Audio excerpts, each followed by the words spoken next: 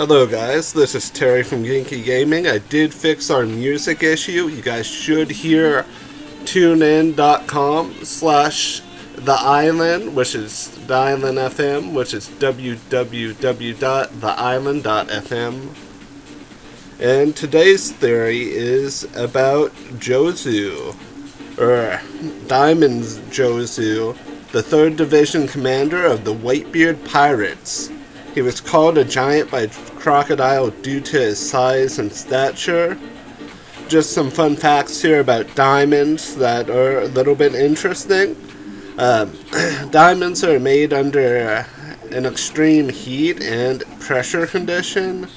I think -18 Celsius or 0 Fahrenheit is the heat needed to create a diamond. Not entirely sure. The wiki file I found was not really coherent with that.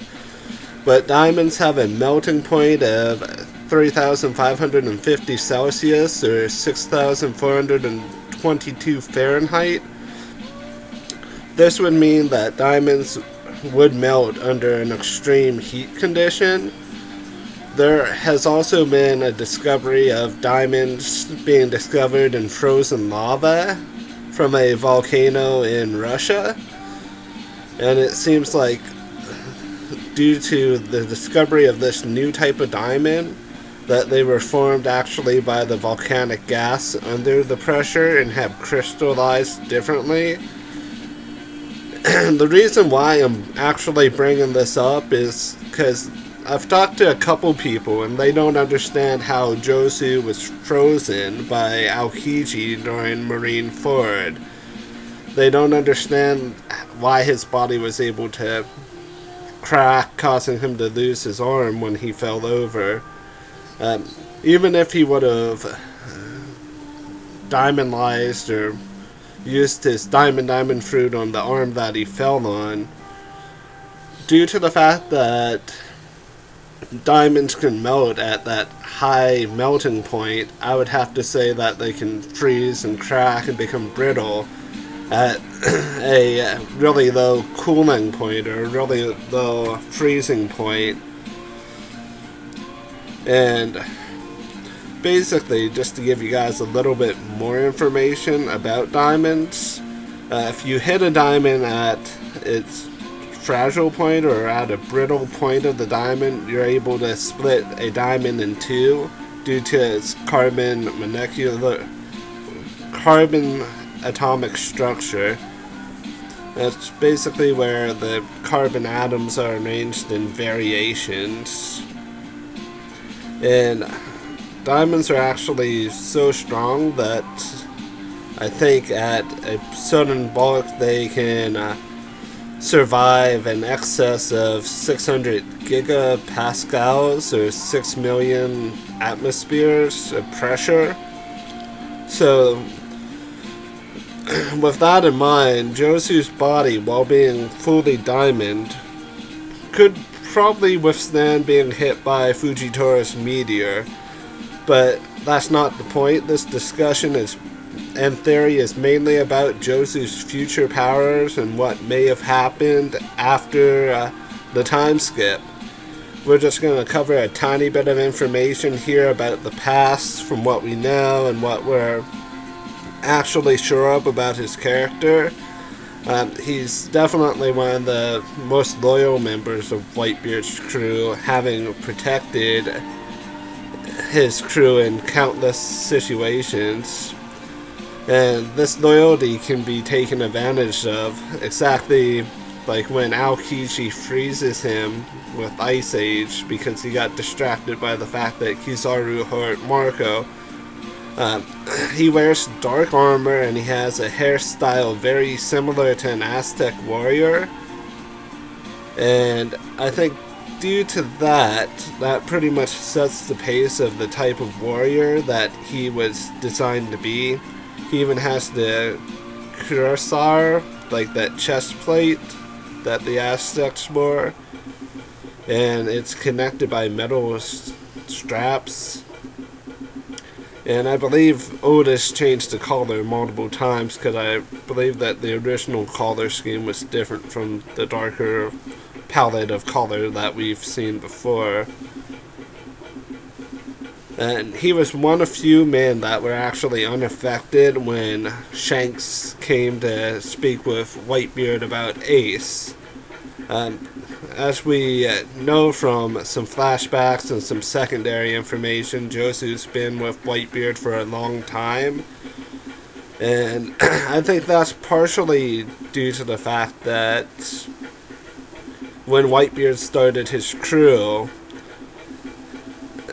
him and his original crew went to an island that's similar to South America, or similar to Central and South America. That's when they met Jozu. And Aztec people are impressed by, or were impressed by, a couple different things. And that would be jewel crafting and displays of power. And as we know, Jozu has an outstanding amount of brute strength. Whenever we saw him pick up that huge iceberg and throw it at the giant squad, and basically at the commanders and all of the Marines at Marineford, I would have to say that he would at least have to be stronger than the Marines' giant squad, just due to the fact that he was able to lift up that huge iceberg, and the fact that he was able to deflect one of Mihawk's slashes. I think that due to the fact we're going to be moving forward here, past Marineford, past Whitebeard and Ace's deaths, we're going to touch on the fact that for as big of a guy as what Jozu is, he does have speed and power. As we've seen from the clips and from the manga of him like racing in and hitting people with Brilliant Punk, which is that powerful tackling attack where he uses his forearms when he uses his diamond ability to transform his arms into the diamond state. And with the impact of that, he's able to knock his opponents flying.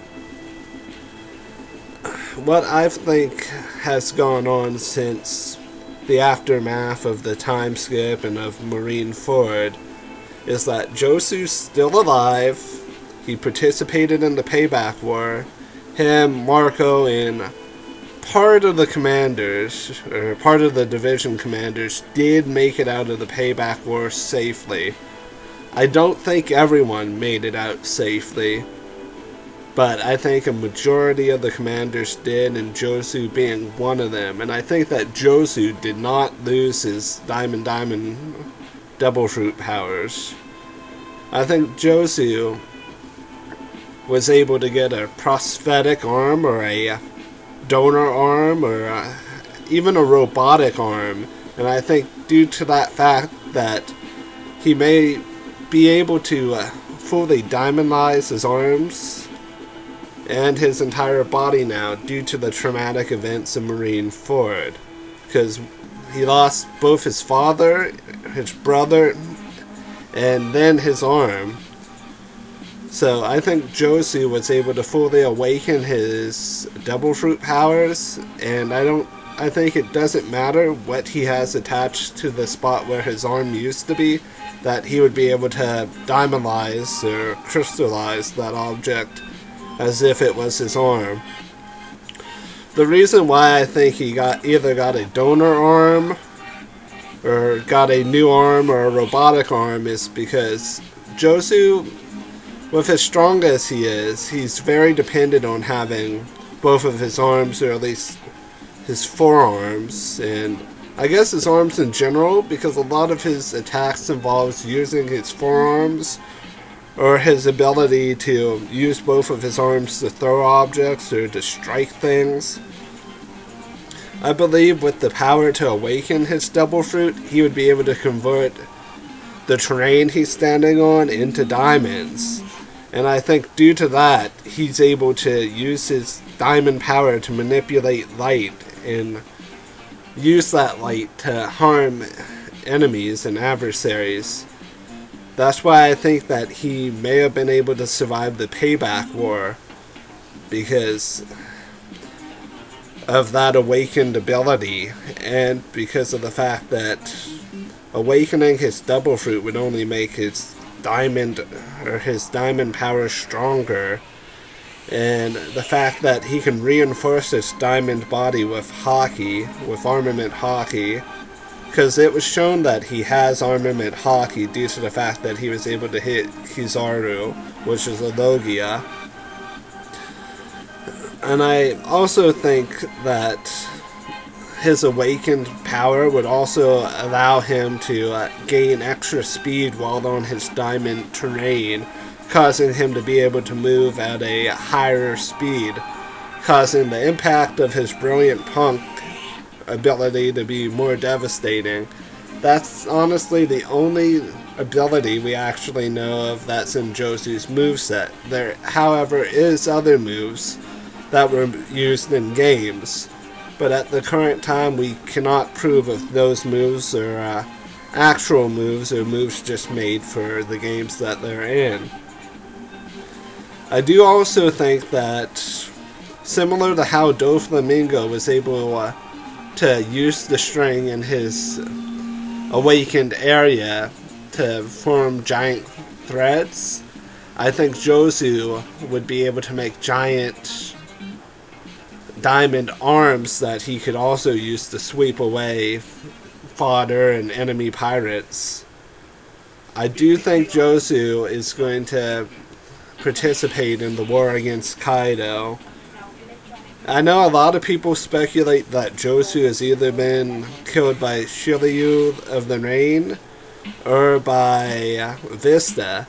I, however, don't think that this is true. At least not yet. First of all, I'm okay if he's been killed by either of those two, but I don't think so at this current point of time. I know that we should expect the death of some of these commanders, but at this point I'm more or less expecting the death of, say, Izo or Lenhelm, some of the commanders that we don't really know all that much about. Though I would speculate that Izo's death wouldn't happen until after Wano.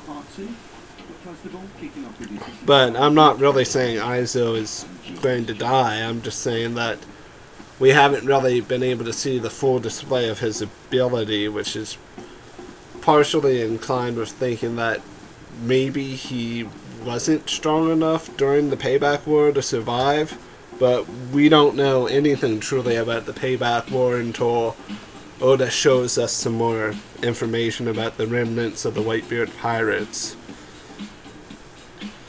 So, just to recap, we know that Jozu has advanced armament hockey due to the fact that he was able to hit a Logia being Aokiji. I believe that he'll be able to fully awaken his Devil Fruit powers due to the traumatic events of Marineford. I do believe that these powers would be able to cause him to have enhanced strength, enhanced maneuverability, speed, and that he would be able to use the terrain created with his power to deflect light and use that to harm enemies. And I do believe that he will be participating in the war against Kaido. And just to recap a little bit further, guys, or just to add on, I do want to thank you guys for supporting my videos and for taking the time to listen or watch. I do want to tell you guys that you are excellent people, wonderful viewers, and just great.